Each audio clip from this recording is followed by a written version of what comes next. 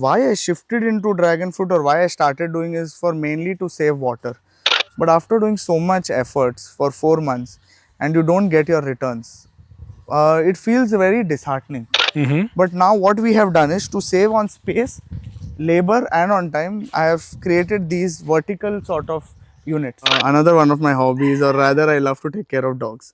I have about 6 dogs. All are basically adopted or rescued, as this one over here.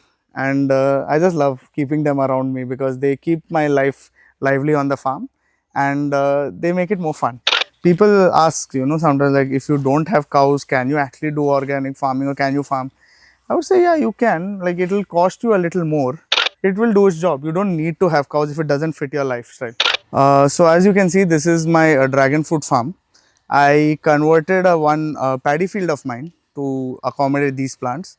I've put 153 poles, almost 600 cuttings, and the variety that we have used here is the CM Red. CM Red, yes, the red variety of a dragon fruit. Why I shifted into dragon fruit or why I started doing is for mainly to save water.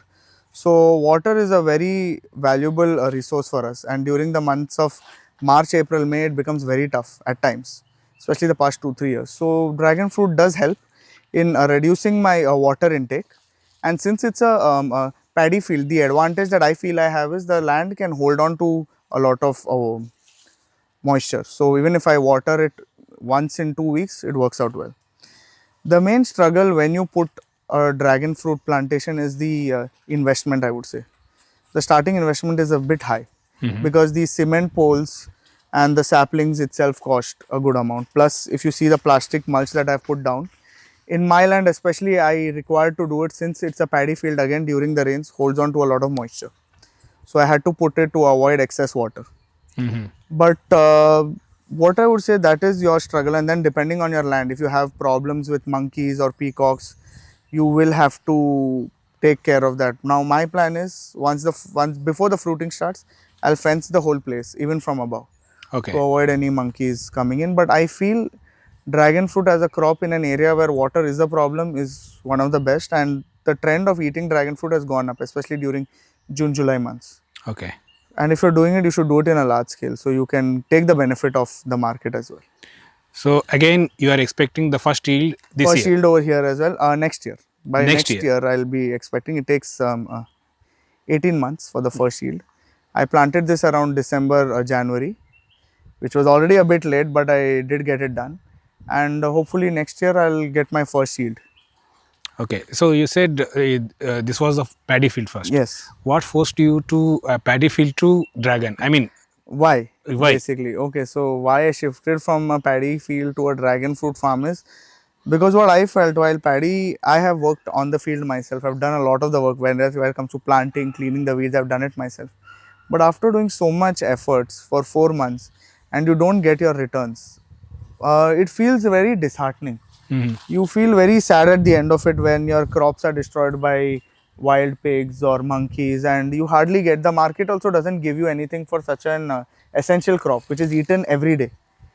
So I thought, instead of doing that, why don't I put a crop that will actually help me and help my land as well. It will reduce my Water intake. Plus, I will get a fruit that is currently in demand in the market and will be for quite a long time.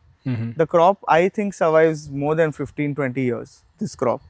And yeah, like, I will get the money for the effort that I'm putting in. And I feel more farmers should try and explore this, and there should be more provisions to help grow this crop. Because this crop can give you good money back, more than rice can, and it can save a lot on water. Lot of water can be saved. And what are all the menus which you are giving to this one actually? So we use neem powder. We use a farmyard manure, vermicompost as well. And so initially I used to make my own vermicompost in a different part of the land. But now what we have done is to save on space, labor and on time, I have created these vertical sort of units.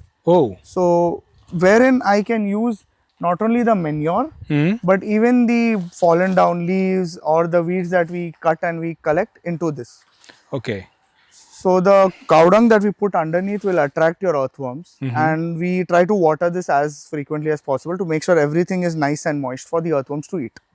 So once it is ready, we can just remove the this net, put the manure directly to the plants, and our problem is solved.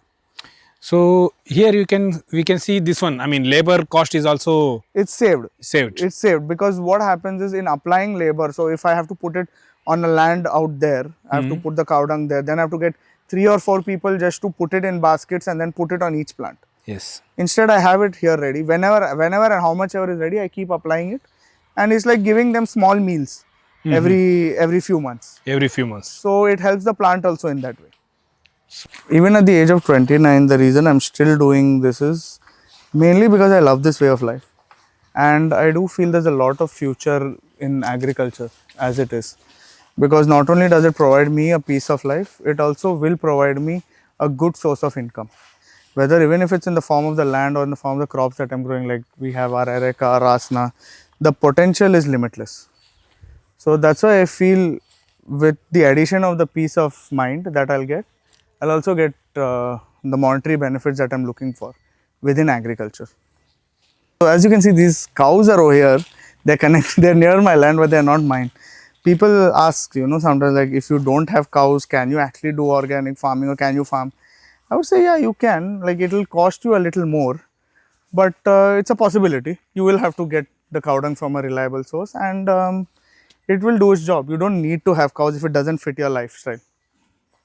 And now if you're going to see the water source that we have only one big open well that supplies us water till the month of May.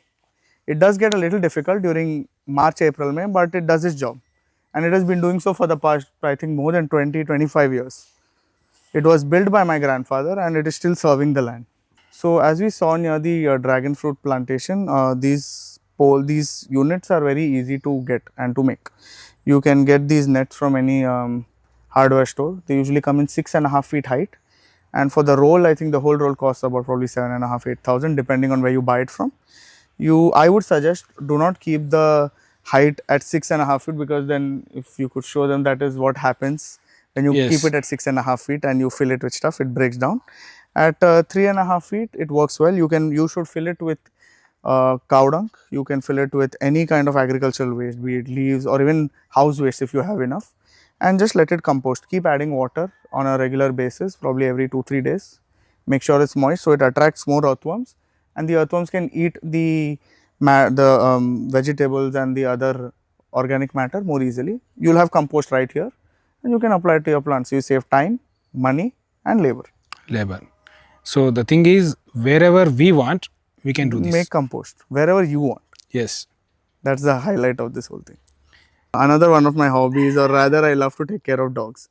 I have about 6 dogs. All are basically adopted or rescued, as this one over here. And I just love keeping them around me because they keep my life lively on the farm, and they make it more fun. So this was just a small glimpse of what my farm is, and that was just my journey.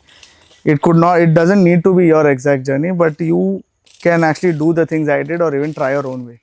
Now, if you want to know a bit more about my farm and how I do things and would like to talk about it, you can get in touch with me with the number and the address in the description. And I'm available anytime from 9 a.m. till 6 p.m. You can give me a call at any time. Thank you so much.